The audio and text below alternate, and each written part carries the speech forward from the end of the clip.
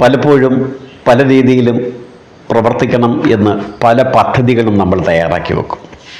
നാളെ എങ്ങനെ ചെയ്യണം, ഇന്നെങ്ങനെ ചെയ്യണം, അത് നേടണം, ഇത് നേടണം എന്ന്. എന്നാൽ കൈവെള്ളയിൽ കിട്ടിയെന്ന് ഉറപ്പായതുപോലും പലപ്പോഴും നമ്മിലേക്ക് എത്തപ്പെടാതെ അന്യം നിന്നു പോകുന്നു.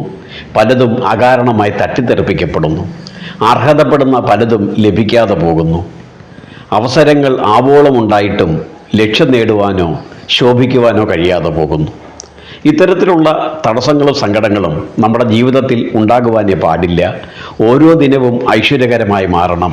അറിവാലും ഓജസ്സാലും നമ്മുടെ ഓരോ ദിനവും ചൈതന്യവത്താകണം. അതുകൊണ്ട് തന്നെ സമസ്ത ജഗത്തിൻ്റെയും ചൈതന്യമായി വർത്തിക്കുന്ന ആ ബ്രഹ്മ ചൈതന്യത്തോട് പ്രാർത്ഥിക്കുകയാണ്.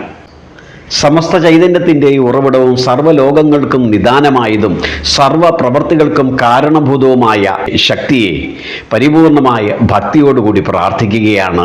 എനിക്ക് ഏതെങ്കിലും രീതിയിലുള്ള ക്ഷീണമോ അലസതകളോ അശ്രദ്ധയോ അജ്ഞതയോ ഉണ്ടെങ്കിൽ അത് പരിപൂർണമായി എന്നിൽ നിന്ന് അകറ്റി എൻ്റെ ഇന്നത്തെ ദിനത്തെ ചൈതന്യവത്താക്കണം, പ്രകാശമയമാക്കണം, ഉജ്ജ്വലകരമായ വിജയം നേടത്തക്ക രീതിയിലേക്ക് ഉയർത്തപ്പെടണമേ.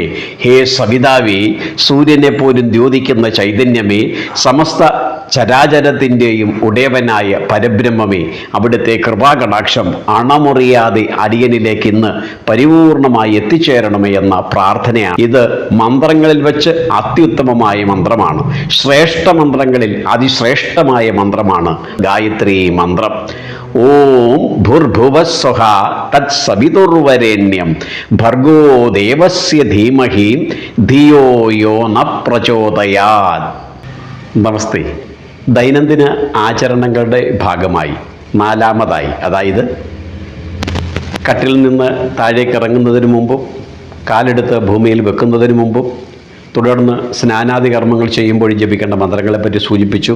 തുടർന്ന് ശരീരശുദ്ധി വരുത്തിയതിന് ശേഷം നാലാമതായി എന്താണ് ചെയ്യേണ്ടത്? നാലാമതായി ചെയ്യുന്ന ഈ ആചരണ മന്ത്രത്തിന് വളരെ വളരെ പ്രാധാന്യമുണ്ട്. വളരെ ഏറെ ശക്തി നമ്മൾക്കത് പ്രദാനം ചെയ്യും. നമ്മുടെ അലസതയെയും എല്ലാവിധമായ മടിയെയും ഇല്ലായ്മ ചെയ്ത് ശരീരത്തിനെ ഉത്തമകരമായ രീതിയിൽ അത് ദ്യോതിപ്പിക്കും. കാരണം മന്ത്രങ്ങളിൽ വെച്ച് അത്യുത്തമവും വളരെ വളരെ ശക്തിമത്തായതുമായ ഗായത്രിയാണ് നാലാമതായി നമ്മുടെ ദൈനംദിന ആചരണങ്ങളുടെ ഭാഗമായി നമ്മളിലേക്ക് എത്തുന്നത്. ശരീരശുദ്ധി വരുത്തി ഈ വിശ്വപ്രകൃതിയെ മുഴുവൻ ദ്യോതിപ്പിക്കുന്ന, യാതൊരുവിധ മുടക്കവും കൂടാതെ തടസ്സവും കൂടാതെ ഒരു നിമിഷം പോലും അണയാതെ അകലാതെ പരിപൂർണമായി തൻ്റെ ചൈതന്യത്തെ മുഴുവൻ ലോകത്തിന് വാരി വിതറുന്നു സൂര്യൻ.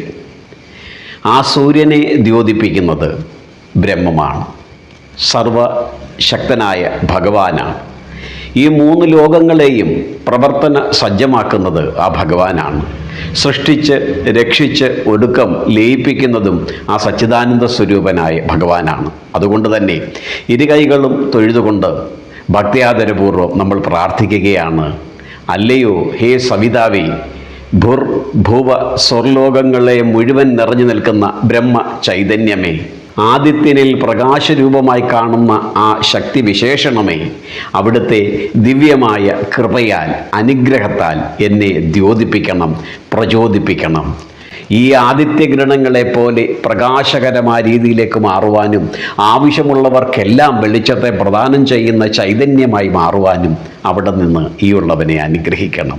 എല്ലാവിധമായ അലസതകളും മാലിന്യങ്ങളും മടിയും എന്നെ വിട്ടകലുകയും പരിപൂർണമായ ഐശ്വര്യവും സമൃദ്ധിയും ശ്രേയസ്സും കീർത്തിയും ഈ ഉള്ളവൻ നേടണം. അതുകൊണ്ട് തന്നെ ഭുവ സ്വർലോകങ്ങൾക്ക് കാരണഭൂതമായ ബ്രഹ്മമേ, സമസ്ത ജീവജാലങ്ങളെയും സൃഷ്ടിച്ച് രക്ഷിച്ച് ഒടുക്കുന്ന സച്ചിദാനന്ദ സ്വരൂപനായ പരബ്രഹ്മമൂർത്തി, അവിടുത്തെ ദിവ്യമായ തേജസ്സിനെ, ഓജസ്സിനെ, ശക്തിയെ നന്ദിപൂർവം ഭക്തിപൂർവം ഞങ്ങളിതാ സ്മരിക്കുന്നു, പ്രാർത്ഥിക്കുന്നു, സ്തുതിക്കുന്നു. ആ ശ്രേഷ്ഠമായ തേജസ്സിനെ ഞങ്ങളിതാ വിനയപുരസരം ധ്യാനിക്കുകയാണ്, ശ്രദ്ധയോടുകൂടി പ്രാണനിലേക്ക് ആവാഹിക്കുകയാണ്. പറഞ്ഞറിയിക്കുവാൻ കഴിയാത്തത്ര വിശേഷണമുള്ളതും അനിർവചനീയവുമായ ആ തേജസ്സിനാൽ ഞങ്ങളുടെ ബുദ്ധി വികസിക്കട്ടെ, ഉജ്ജ്വലകരവും ഉദാത്തവുമായ തലത്തിലേക്ക് ഉയർത്തപ്പെടട്ടെ. അതുകൊണ്ട് തന്നെ ഏകമായ നിത്യമായ ശാശ്വതമായ ചൈതന്യ സ്വരൂപമേ അവിടുത്തെ പാദതാരുണകളിൽ ഈയുള്ളവർ സ്വയം സമർപ്പിക്കപ്പെടുന്നു. കർമ്മമേഖലകളിൽ എല്ലാവിധമായ മാർഗതടസ്സങ്ങളെ മറികടക്കുവാനുള്ള ശക്തിയും പ്രദാനം ചെയ്ത് ഉത്തമകരമായ ജീവിത വിജയം നേടുവാനും ഒടുക്കം ബ്രഹ്മപദത്തിലേക്ക് അലിഞ്ഞു ചേരുവാനും ഈ ഉള്ളവരെ അനുഗ്രഹിക്കണമേ എന്ന് പ്രാർത്ഥിക്കാം. അതോടൊപ്പം നമ്മളുടെ അതാത് ദിനങ്ങളിൽ സംഭവിക്കാൻ സാധ്യതയുള്ള അപ്രതീക്ഷിതങ്ങളായ കഷ്ടനഷ്ടങ്ങളിൽ നിന്ന് മുക്തി നേടുവാനും പരിഹാരം കണ്ടെത്താൻ കഴിയാത്ത ഒരു പ്രശ്നത്തെ നേരിടേണ്ടതായി വരുമ്പോൾ അല്പം പോലും ആലോചിക്കാനുള്ള സമയം മിനക്കെടാതെ കൃത്യമായ പരിഹാരമായി മനോമുകുരത്തിൽ ആ ചൈതന്യം നിറഞ്ഞു വന്ന് എനിക്ക് സർവ്വവിധമായ പ്രശ്ന പരിഹാരത്തെയും പ്രദാനം ചെയ്ത് എന്നെ മംഗളകരമായ തലത്തിലേക്ക് ഉയർത്തണം. എൻ്റെ ഈ ദിനം പരിപൂർണമായ പൂർണ്ണതയോടുകൂടി എനിക്ക് പൂർത്തീകരിക്കണം എന്ന് ഭക്തിയാദരപൂർവ്വം പ്രാർത്ഥിച്ചുകൊണ്ട് വേണം ദൈനംദിന കർമ്മങ്ങളിലേക്ക് പുറപ്പെടാൻ. അതുകൊണ്ട് തന്നെയാണ് സമസ്ത മന്ത്രങ്ങളിൽ ഏറ്റവും അത്യുത്തമമായിട്ടുള്ളതാണ് ഗായത്രി എന്ന് ഋഷിപ്രവരന്മാർ നമ്മെ നിരന്തരം ഓർമ്മപ്പെടുത്തുന്നത്. സച്ചിദാനന്ദ സ്വരൂപനായ ഭഗവാൻ പോലും ആചരിച്ചു വന്ന ആചരണങ്ങളുടെ ഭാഗമായി ഭഗവാനും ഇപ്രകാരമെല്ലാം ചെയ്തിരുന്നു. സ്നേഹസ്വരൂപനായ ഭഗവാൻ ഇപ്രകാരമൊന്നും ചെയ്യേണ്ട യാതൊരു ആവശ്യകതയുമില്ല. പക്ഷേ 125 വർഷത്തെ തൻ്റെ മർത്യവേഷത്തിലൂടെ ഭഗവാൻ നമ്മൾക്ക് മാതൃക കാട്ടുകയായിരുന്നു. നമ്മൾ ഓരോരുത്തരും ഓരോ ദിനവും എപ്രകാരമാണ് പ്രവർത്തിക്കേണ്ടത്, ദൈനംദിന ജീവിതത്തെ എപ്രകാരം ഭംഗിയുള്ളതാക്കാം, വിജയപ്രദമാക്കാം എന്ന് നമ്മൾക്കായി കാട്ടിത്തരികയായിരുന്നു ആ സ്നേഹസ്വരൂപനായ ഭഗവാൻ.